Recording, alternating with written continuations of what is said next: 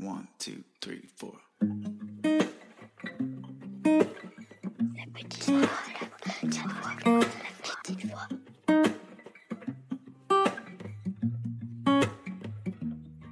Yeah, your heart is a sun. Est-ce que vous avez déjà écouté votre petite voix?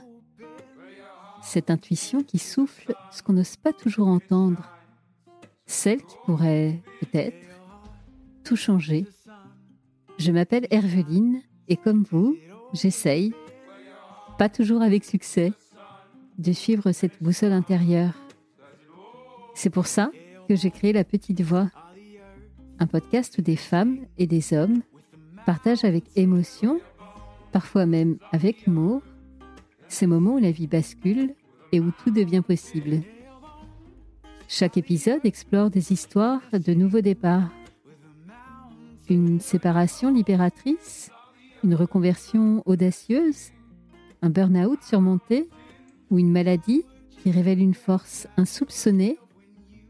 Autant d'histoires de doute, de peur, mais aussi de courage et de transformation. Chaque mardi, je vous invite à découvrir ces conversations intimes, sans filtre, des conversations qui vont nous éclairer, nous inspirer.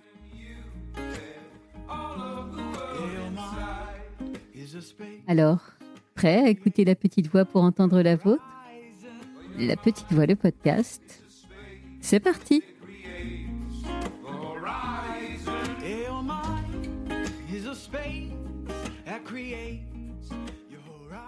Bonjour et bienvenue dans ce nouvel épisode solo. Vous savez, c'est un épisode où on prend le temps, un peu, vous et moi, de se poser pour réfléchir ensemble à ce qu'on a entendu dans les derniers épisodes de La Petite Voix.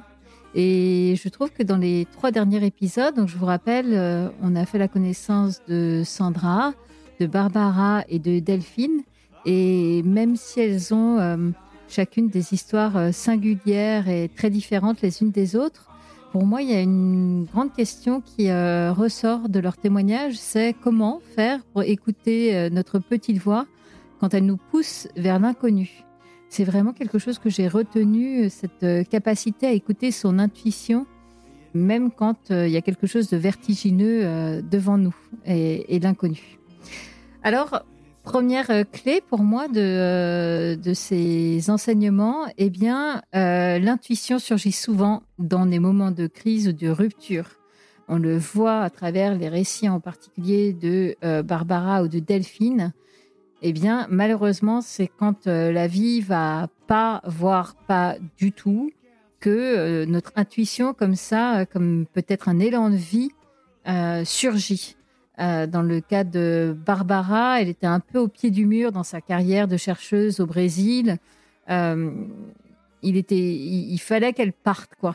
De la même manière, Delphine, vraiment, là, pour le coup, elle est allée, malheureusement pour elle, très, très loin, très bas dans l'horreur, j'ai envie de dire, dans cette cité où elle vivait, où elle était harcelée, agressée, vraiment très insécurisée. Et effectivement, on voit combien, eh bien, dans chacun de ces cas, il y a un inconfort, une crise, une rupture qui va faire naître cette petite voix. Et Sandra, vous savez, Sandra qui a écrit la biographie de son grand-père qui était résistant. Alors certes, on n'est pas dans un moment de grande douleur, mais en revanche, elle le dit, ce projet, il est né aussi dans un moment où elle avait créé de l'espace parce qu'elle était en train de quitter sa vie professionnelle qu'elle avait occupée dans le marketing pendant 20 ans.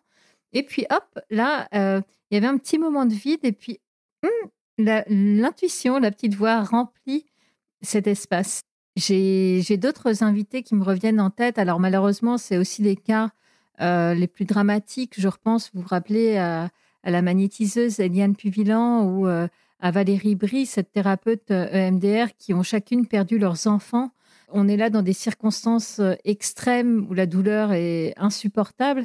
Et pourtant, c'est aussi dans ces moments-là dramatiques qu'elles ont pu écouter leur petite voix. dans une tonalité un peu plus légère. J'ai une auditrice récemment qui m'écrivait, coucou Claire, et elle me racontait qu'elle a fait 15 ans dans la même entreprise et puis un jour, elle a été licenciée vraiment brutalement. Sur le moment, ça a été une grande sensation de vide, vraiment dure. Et finalement, quelques semaines plus tard, dans cette errance qui suivait là, ce parcours tout tracé, elle s'est souvenue de son rêve d'enfant et qu'elle avait mis de côté en fait quasiment depuis toujours, qui était de devenir céramiste. Elle a commencé à prendre un cours, puis deux, et puis là, voilà, au moment où elle m'écrivait, elle m'expliquait qu'elle était en train d'ouvrir son atelier. Et donc voilà, ces moments de crise, de rupture sont aussi l'occasion de laisser émerger ces petites voix. Je précise quand même parce que c'est important de le dire, heureusement que on n'a pas besoin de vivre des crises affreuses pour se découvrir. Malheureusement, ces crises-là participent à ce qu'on se découvre, mais il faut se méfier peut-être de cette grande littérature qu'on entend aujourd'hui autour de la résilience, où il y a aussi des moyens doux, comme on l'évoquait avec Sandra à travers son récit sur le livre de son grand-père. Il y a des moments, il y a des moyens plus doux d'écouter sa petite voix. Voilà pour ce premier enseignement. Le second, et je sais que vous le partagerez avec moi, c'est que l'intuition demande vraiment beaucoup, beaucoup de courage pour être suivie et que il faut savoir composer avec le doute et se tenir fort, fort, fort à ce courage-là. L'exemple de Barbara, vous savez, cette chercheuse qui a quitté le Brésil avec les 2 enfants sous le bras pour venir s'installer à Nantes, alors que concrètement, elle ne savait pas du tout où se situait Nantes sur la carte de France, où elle n'avait jamais foutu les pieds. Et elle, voilà, quel courage! En l'espace de 3 mois, elle organise son départ du Brésil pour s'installer dans un endroit où elle n'a jamais mis les pieds. Elle ne parle pas un mot de français, ni ses enfants. Évidemment qu'elle a douté 1000 fois dans les semaines et les mois qui ont suivi l'installation, mais quelque chose au fond d'elle lui disait que c'était exactement la juste chose à faire. Et puis, quelques années plus tard, vous l'avez entendu dans l'épisode, mon Dieu, comme elle a eu raison de s'accrocher à, peut-être pas son rêve, mais en tout cas à son intuition. Delphine aussi a eu besoin de beaucoup de courage parce qu'elle a quitté cette cité minière dans un environnement qu'on peut qualifier pour le moins d'environnement toxique, où elle avait peur en permanence pour elle et pour ses enfants. Et il a fallu qu'elle ait le courage, elle ait demandé de l'aide, ce qui n'était pas du tout, elle le dit très bien, ce qui n'était pas du tout quelque chose de simple et d'évident pour elle. Et puis, pareil pour Sandra, encore une fois, dans une tonalité peut-être moins lourde. Sandra, elle avait toute sa vie rêvé d'écrire. Et puis, quand tout d'un coup, cette idée s'impose un peu à elle d'écrire l'histoire de son grand-père résistant, elle met quand même si l'idée la percute, elle se dit, mais bien sûr, c'est ça que je veux faire, elle va quand même mettre 2 ans à passer la seconde, quoi, et à vraiment se lancer dans l'écriture. Et ce qu'elle exprimait très bien dans cette notion d'avoir du courage pour écouter sa petite voix, elle expliquait à quel point, dans son cas, il y avait un rêve d'enfant comme ça d'écrire et que ça la confrontait à passer du fantasme à la réalité avec toutes les peurs qui accompagnent ça. Mais là encore, bien sûr, elle a eu peur, mais elle s'est accrochée, elle a eu ce courage-là d'aller au bout de ce projet de livre. Si je vous raconte tout ça, c'est parce que je sais que vous, comme moi, on a traversé ces situations-là, personnellement, professionnellement, où il faut du courage, quoi. Quand on quitte un job, quand on en a marre, moi, c'était quand j'ai quitté le salariat en 2016 ou une séparation, ça aussi, j'ai connu. Tout ça, c'est vertigineux parce que même si on ne doute pas de la décision que l'on prend à l'instant T, on se lance quand même dans un inconnu. Il y a un peu le sol qui s'ouvre sous nos pieds. Et puis, je partage avec vous ce témoignage de Thomas. Thomas, ça m'a vachement touchée. Il me racontait, je trouve, ça illustre bien aussi cette notion de courage. Thomas, il a toujours aimé faire de la photo. Depuis toujours, c'était son truc et il le pratiquait par passion sans s'avouer que peut-être il pourrait en faire un jour son métier. Et puis, une amie photographe, un jour, un peu au dernier moment, parce qu'elle est dans la mouise, elle lui demande de venir le seconder sur des photos de mariage. Et alors, vraiment, voilà, c'est là où le courage vient. Sa première pensée, c'est de trouver une excuse pour surtout ne pas y aller, tellement il a peur de se confronter à ça, de mal faire, de faire des photos pourries, etc. Bon, heureusement, happy end, ça s'est super bien passé. Il y est allé, les retours ont été extrêmement positifs. Et depuis, ça lui a un peu mis le pied à l'étrier. Il a retravaillé plusieurs fois avec cette amie photographe qui avait été super contente de lui. Et depuis, il est à son compte. Comme quoi, eh bien oui, il faut oser y aller. Et le courage, ça ne veut pas dire ne pas douter, en fait. Le courage, c'est y aller malgré les doutes et malgré la peur. Ça, je trouve que c'est intéressant et tellement rassurant de le savoir une fois qu'on est là dans notre panade de je veux y aller, mais j'y vais, mais j'ai peur, quoi. Si vous avez les refs. Bon, troisième enseignement que je voulais partager avec vous dans ce petit épisode solo, c'est que quand même, cette intuition, cette petite voix, elle nous pousse, et merci à elle, vers ce qui a du sens profondément pour nous. Et là encore, mes 3 dernières invitées illustrent ça. Barbara, quand elle vient en France, qu'elle quitte tout au Brésil, qu'elle débarque avec ses enfants, c'est parce qu'elle a une passion qui l'anime. C'est son métier, la recherche, tout ce qu'elle fait autour des venins. Vraiment, elle adore ça. Et au moment où je vous parle, elle sait pourquoi elle est venue en France et elle est tellement heureuse dans son job. Sandra, c'est pareil. L'histoire de son grand-père l'a renvoyée à son désir d'écrire depuis sa plus tendre enfance. Et quand tout d'un coup elle a laissé émerger cette intuition, eh bien ça l'a reconnectée à ce rêve-là et elle s'est autorisée à vivre ce rêve. Et quant à Delphine, elle avait toujours envie de ce lien humain. Elle avait toujours eu le goût du partage, de l'entraide. Et c'est ce qu'elle espérait d'ailleurs quand elle est arrivée au départ, après sa séparation, dans cette cité minière. Bon, malheureusement, très vite, elle a compris que ce ne serait pas du tout ça qui l'attendrait. Et finalement, grâce à Habitat et Humanisme, c'est tout ce qu'elle a trouvé dans la résidence intergénérationnelle où elle est maintenant depuis un an et demi. Et là, elle a retrouvé ce sens, ce goût du lien social, ce goût des autres, tout simplement. Et donc, merci à nos petites voix de nous reconnecter à qui l'on est profondément, à tout ce qui a du sens pour nous.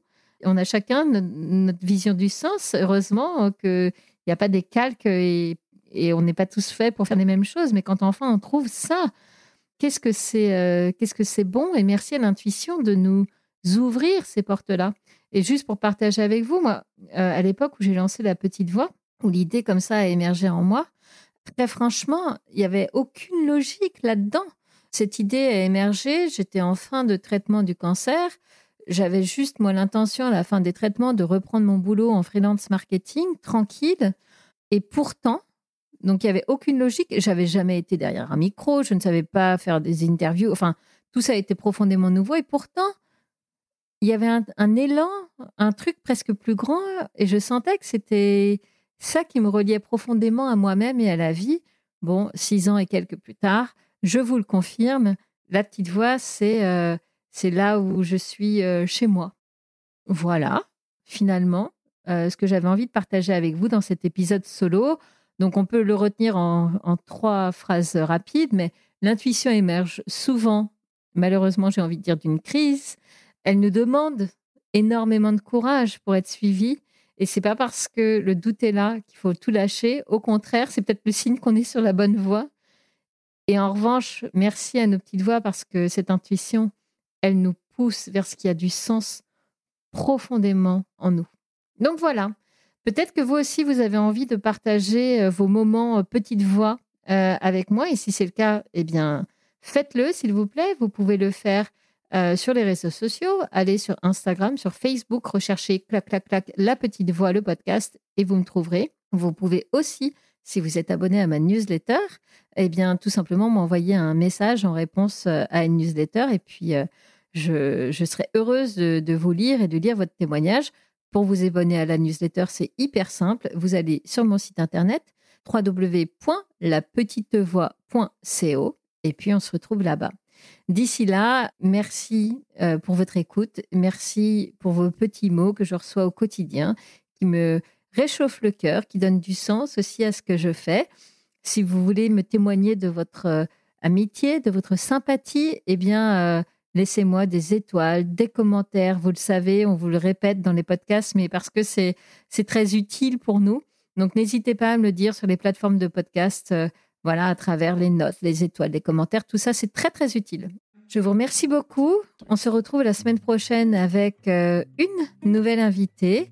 Et puis, dans quelques temps, environ une fois par mois, pour cet épisode solo. Je vous remercie et à bientôt. Bye. Yeah, your heart is a sun, and it shines as it opens. Well, your heart is a sun, and it shines. Voilà, La Petite Voix, le podcast, c'est fini pour aujourd'hui. Si vous avez aimé cet épisode, parlez-en autour de vous. Le bouche à oreille, c'est magique pour faire découvrir un podcast. Alors envoyez le lien de cet épisode à vos amis et vous verrez, ils vous remercieront. Et d'ailleurs, si vous voulez être sûr de ne rater aucun épisode, avouez que ce serait dommage, abonnez-vous à La Petite Voix sur votre plateforme d'écoute, Apple Podcast, Spotify, YouTube ou autre.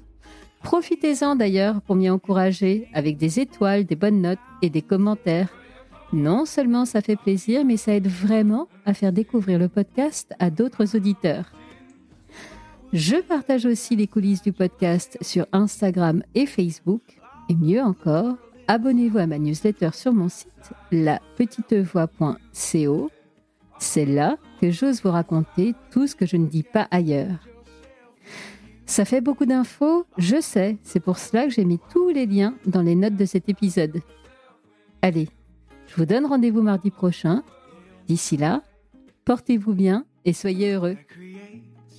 Your horizon. Well, your mind is a space that creates the horizon. Your mind is a space that creates.